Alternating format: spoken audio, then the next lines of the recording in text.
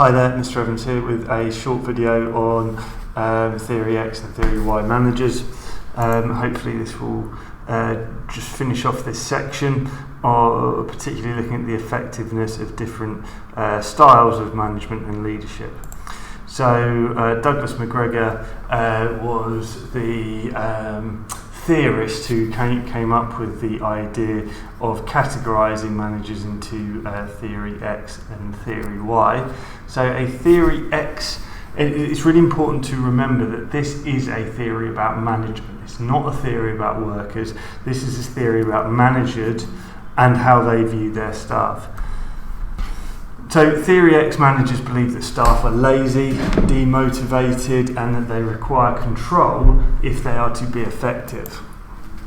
The management view themselves as the thinkers within the organisation, and their role, they believe, is to direct and control the workers to ensure that the business is producing the products that it needs to. The workers are seen as, as cogs in the machine. They're to complete the task in a prescribed manner and there to get the job done. Okay? So they will control workers through tool structures. You'll learn about organisational structures in the unit of people, rules and procedures.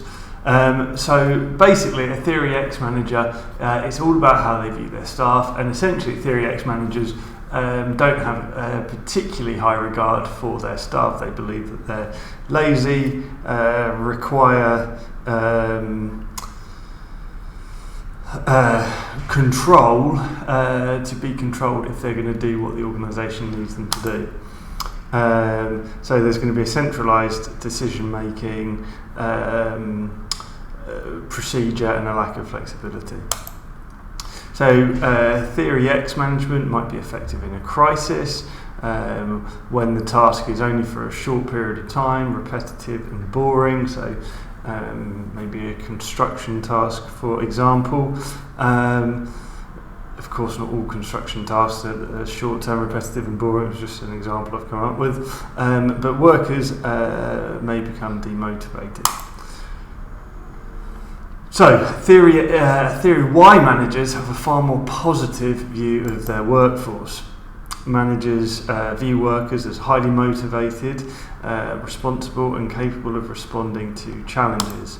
The managers view themselves as facilitators or coaches there to bring out the best of staff. Remember that contrast with the view of the Theory X managers, that they were there to control the staff and make sure they were doing what they said they would do. Workers under a Theory Y manager would be empowered to make decisions as they're seen as a valuable and experienced resource. A flatter structure would lead to more freedom for workers, and decentralised decision making means that the ability to make decisions doesn't rest in the hands of managers entirely. The workforce will have some responsibility for decision making, and they're likely to be trained, coached to improve themselves and raise their skill level. So this would be effective when staff are highly trained, highly skilled, when work is creative and workers need a great deal of freedom to be able to complete the task to the best of their ability. However, decision making may be slow and inconsistent across the organisation. So that is a brief overview of Theory X and Theory Y. With all of these management styles, hopefully you're starting to see the links between them, links between the Theory X manager and where that would appear on the Tenenbaum and Schmidt continuum.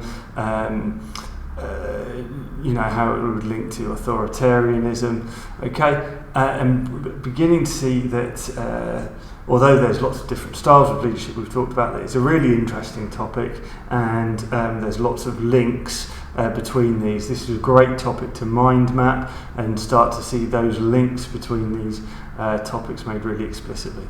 Okay, so happy revising of that section.